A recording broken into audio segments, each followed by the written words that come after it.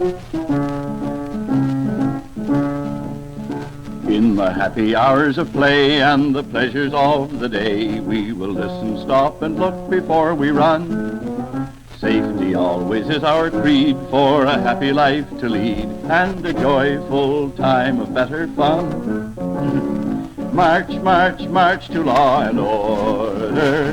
Check the reckless on their way. For a guarding young and old, saving life and limb untold, we shall make a better record day by day. Members, together on the pledge. I pledge myself to safety first, on the street, or wherever I may be at all times. Welcome everybody to another club meeting, and welcome old-timer who's on his way to tell you another story tonight.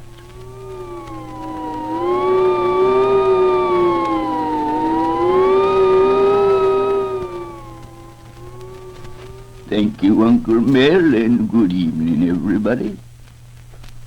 I want to start off my little talk tonight by asking you another question, just sort of to stimulate us up a little bit. And here's a question that a lot of you small boys and girls wouldn't be able to answer nohow because you're too small to read Uncle Ray's stories. But your older brother and sister might be interested if they can answer it. You know you fellers and girls often like magnets, don't you? Magnet, that little metal thing, you know, you can just pick up all kinds of little small metal things with it, just as if they was glued onto it. Well, I want to ask you if a common rod of iron could be turned into a magnet with the help of a hammer, do you think it could be? A common rod of iron be turned into a magnet with the help of a hammer? Yes, sir. I see Jew's Harp Harry there nodding his head. He thinks it can be. Of course, he's right because he knows all that stuff. It's all enough to say yes. I'm going to tell you folks a little later just how you can do it. I guess he could tell you, too. Well, now let me see. We've been talking about trout fishing, haven't we, a bit? It's the time to think about that sort of thing, too. Yes, indeed. You know what law number 2 is? Huh?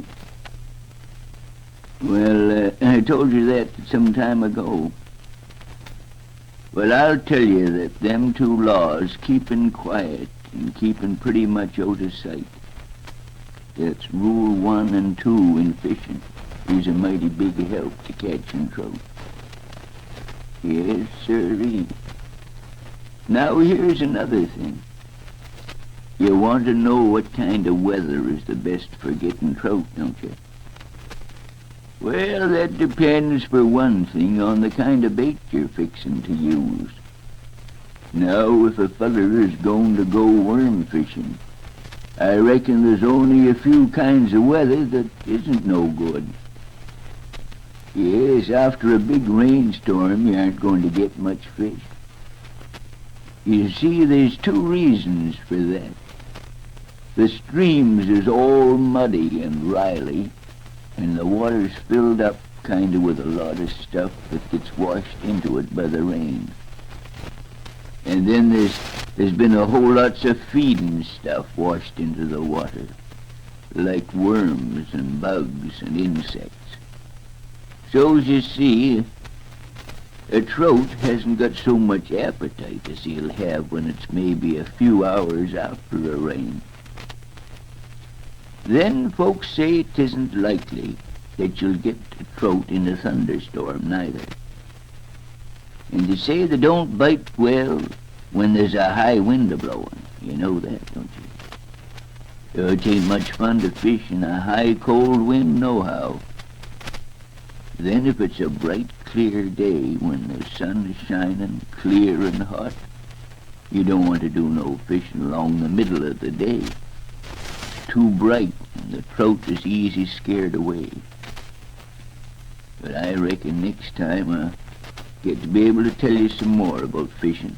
I like to talk about it because I like fishing. Everybody likes fishing. 'Tisn't the fish you catch, apparently. They say it's just fishing. You know, when a feller gets to sitting and thinking, he sometimes gets him real upset what he thinks. Thinking of something else now, I wonder if any of you fellers ever got to read some of them books that was written maybe, I don't know, powerful long time ago by a feller by the name of Jules Verne. Well, that feller sure did some fancy looking ahead into the future. You see, he looked a long time ahead, right around the time we're living now. And all inside of his head and his imagination, he figured out some of the kind of things that we'd be doing today. And thinking along that same kind of a line, I kind of wonder what folks will be doing way ahead in the future. Now, do you reckon that the whole world has been discovered yet? Well, I don't know, of course. But it seems to me like there's one part of the world that folks don't know much about. Not hardly a thing. Do you know what part of the world that is? It's the bottom of the ocean. Yes, sir, the bottom of the ocean. Now, you know, in some places the ocean gets to be nigh on to 5 miles deep. You think of that. And you can tell what maybe there is down there. Maybe. But I guess not. There's all kinds of wonderful things. Yeah, but someday perhaps we'll know more about it. But really, about all folks do know about it is that there's a powerful lot of fishes and stuff. And that there's thousands and thousands of ocean-going ships plumb down there on the floor of the ocean. Plenty of 'em all loaded up with gold, too. And I reckon if a fella could get down to 'em, he could come up with a whole fortune of gold and be rich the rest of his life. Well, anyhow, for me, I'm a-going to keep my eyes peeled for them scientist fellers who are learning stuff about the bottom of the ocean all the time, 'cause I'm right interested. They say you're never too old if you're not too old to learn. Well, now I'm going to give you that little question before I leave you. The answer to it. I asked if a common rod of iron could be turned into a magnet with the help of a hammer. Yes, we decided yes, it could be done. This is how. If the rod is pointed northward and slanting downwards while it's pounded. Now, what do you know about that? Well, I never tried it, but that's what Uncle Ray says, and I got every faith in that part. Yes, I have. Well, now it's time for me to be off, boys and girls, but Uncle Mel will be right along with you till the close of the meeting. Away we go.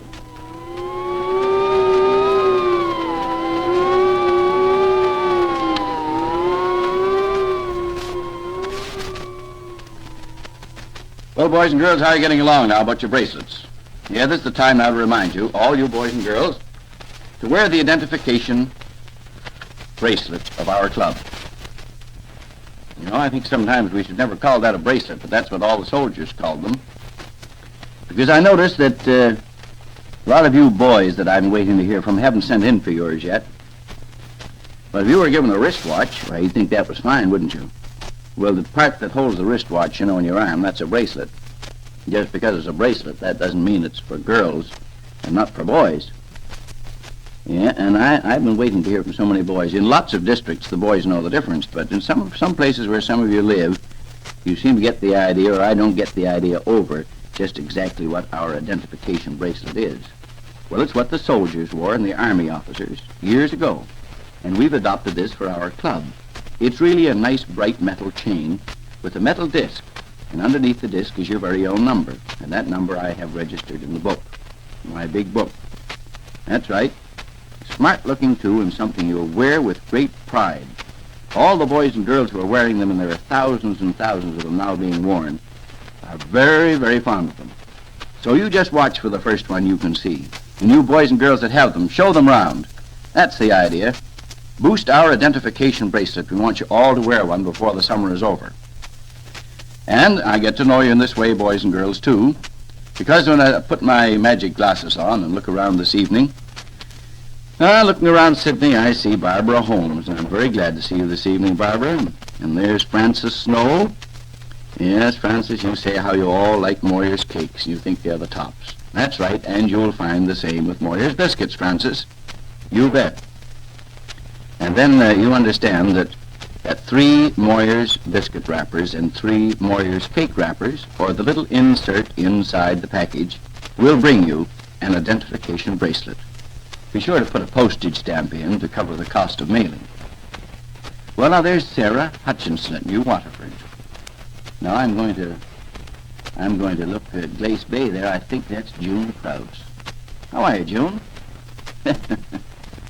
Oh, that's fine. You've been a member for a long time, haven't you?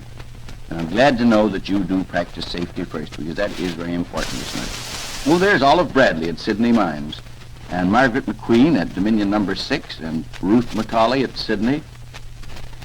And there's Jessie McCush. Oh, now, Jessie, you want to know something, didn't you? You asked if Moyer's tart wrappers are good for a bracelet. Certainly they are. You bet. You see, tarts are the same as cakes, so you can't call those cake wrappers. When you think of biscuit wrappers, you think of all kind of crackers and pilot biscuits and sweet cookies.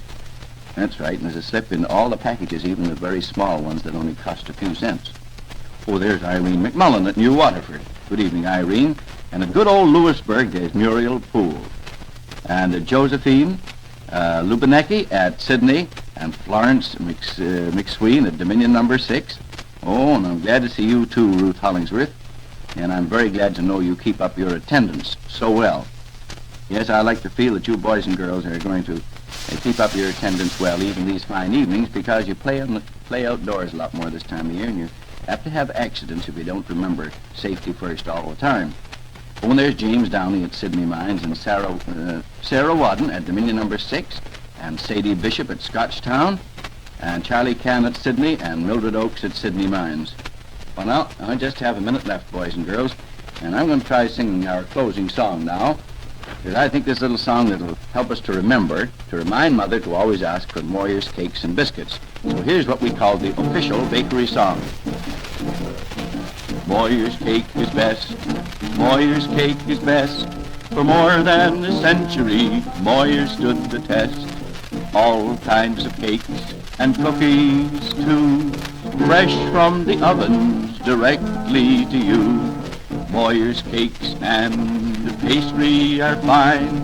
Moyer's lead the way, first in line. Pure and good, the flavor is there. Folks ask for Moyer's everywhere.